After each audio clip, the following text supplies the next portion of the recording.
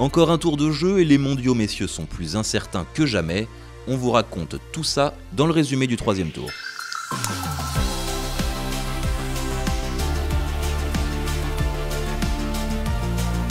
Rendez-vous à Saint-Nom-la-Bretèche ce vendredi pour les meilleures équipes de ces mondiaux masculins et départ matinal pour l'équipe de France associée aux leaders japonais et italiens. Des Bleus qui entament parfaitement leur moving day avec des birdies rapides pour Julien Salle et Martin Kouvra. Mais les premières difficultés apparaissent sur le retour à l'arrivée de la pluie. Meilleur bleu du jour, Julien Salle signe finalement une carte de -3, bouclée par un chip dans la boîte sur le dernier trou. -3 plutôt bien. Pour moi, ça s'est bien démarré la partie. J'ai vite fait des birdies, donc c'était bien. Après, j'ai eu j'ai quelques petites erreurs où c'était des 3 putts que je faisais pour faire des bogeys, donc ça c'est toujours entre la gorge parce que c'est des petites erreurs bêtes. Mais voilà, et aussi j'ai loupé plusieurs occasions tout au long de la partie puisque je mettais des coups de fer assez près. Mais ouais, finir par le chip-in birdie, ça c'était bien pour finir sur une bonne note. Derrière Salle, c'est Tom Vaillant qui ajoute finalement sa carte au total des Bleus. Avec son -2, le joueur de Cannes-Mougins fait mieux que Kouvra -1. Le -5 collectif du jour fait reculer la France à la 5e place, mais l'équipe ne compte plus que 2 coups de retard sur la tête contre 6 hier soir. Les Bleus sont donc plus que jamais dans le coup pour la gagne.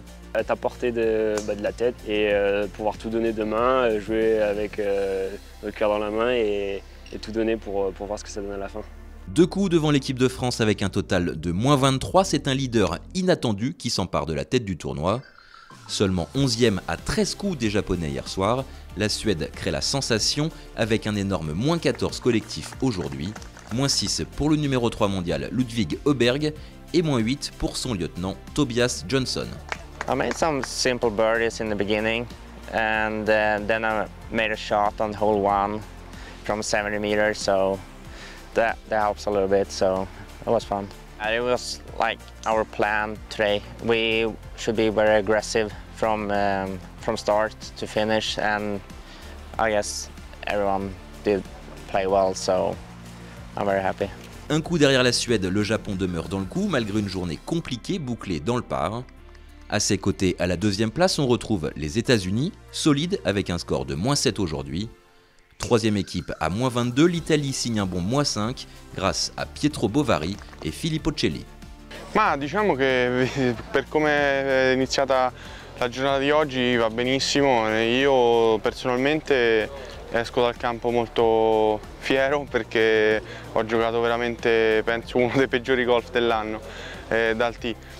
Però ho fatto dei bellissimi birdie recuperati in modo fantastico, quindi sono molto contento di aver, nonostante giocato male, portato uno score sotto il par.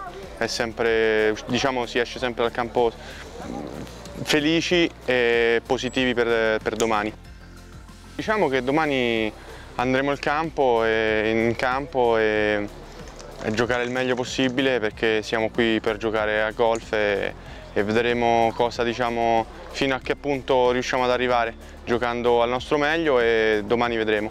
Derrière les 5 équipes de tête, l'Espagne, la Norvège et l'Argentine sont encore dans le coup pour la gagne. Rendez-vous pour tout ce petit monde samedi au Golf National pour le règlement de compte final.